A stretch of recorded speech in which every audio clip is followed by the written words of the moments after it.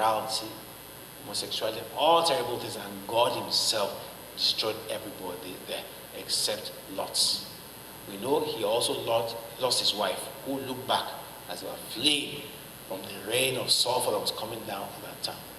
So what I'm trying to tell you is that be very careful before you take any action in your life. Always make sure it's from God. Because, you see, if it's from God, at the time, it may not look good to you. Most likely, it will look wrong. People say, how can you take this action?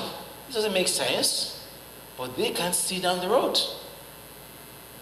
I once knew a lady who, before he married a man, she thought the man was very prosperous, very good prospects, very bright future. And he had another one. Another one was a suitor. But that one didn't have much money. He was just struggling. And she thought, this one has a good job. Is the one I'm going to pick. But she met one prophet, and the prophet said, this person, although is good now, but this person does not have a long life. If you marry this person, it's not going to last you long. You are not going to be with him long. She didn't listen to him. She kept on looking for somebody, and somebody said, oh no, he's the best choice. And then she went on and married him. Well, 10 years later, in fact, not for 10 years, this man just died suddenly. Boom. That's out of nowhere. The other one that she thought was poor and struggling was now very prosperous and making it. But at the time she made that decision, he was nobody. See? So we need to ask God when we make decisions. Not everything we think is good is good. Because all we have to see is what we see with our eyes. We cannot predict the future. We can't.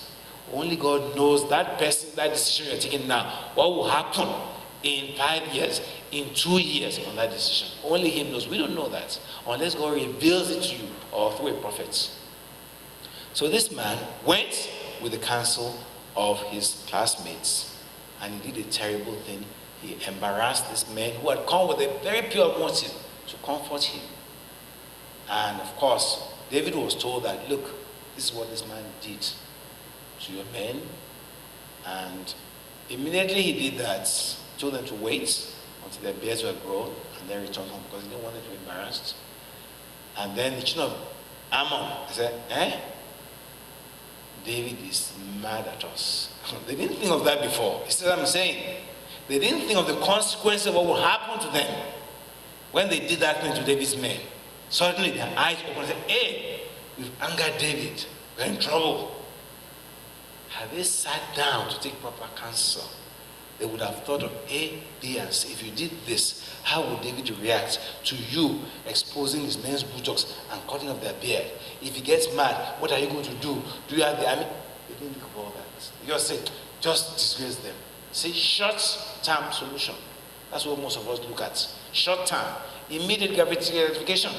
You don't look at the future. That woman you think is nothing today. You don't know who she's going to be in the future. Say she's nothing, she's ugly, whatever. Well, maybe she's going to be the next prime minister of the country.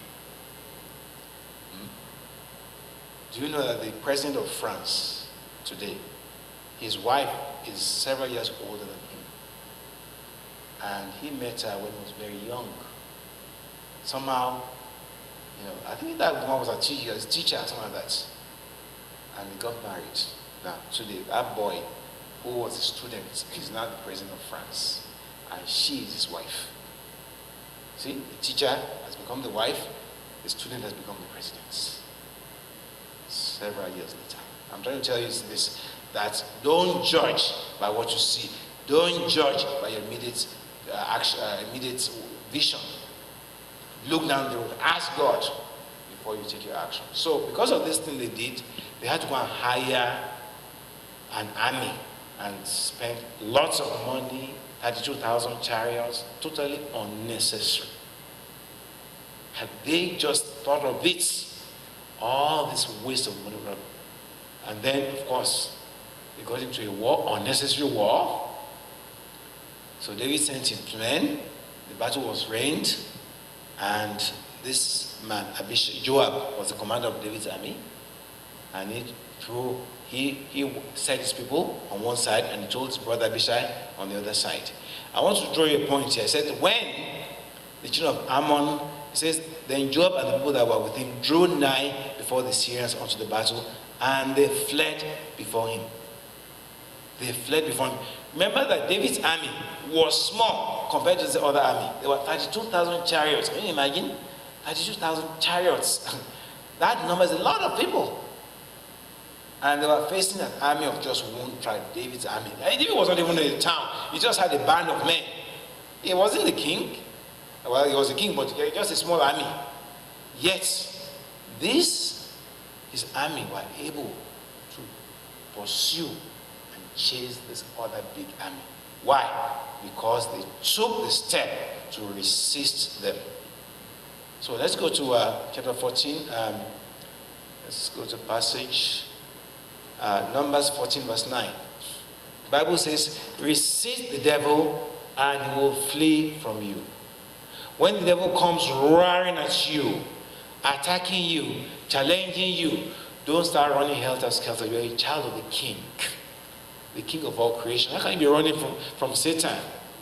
No, you stand before him and resist him in prayer and fasting and begin to command him. He will flee from you. Go on. Then all the congregation lifted up their voices Yes. and cried, and the people went that That Numbers 14 verse 9. 9. Verse 9. Only do not rebel against the Lord, and do not spare the people of the land, Yes. for they shall be our prey. Their protection has been removed from them, That's and it. the Lord is with us. That is it. This man made a statement of faith that don't be afraid of these enemies of God. We are the children of God. God is with us, not with them. Their protection is removed.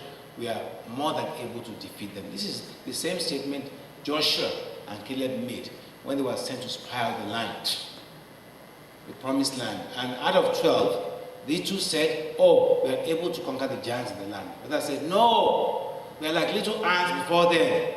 We can't face them. They saw the same things, yet 2 out of 12 had a different report. Why?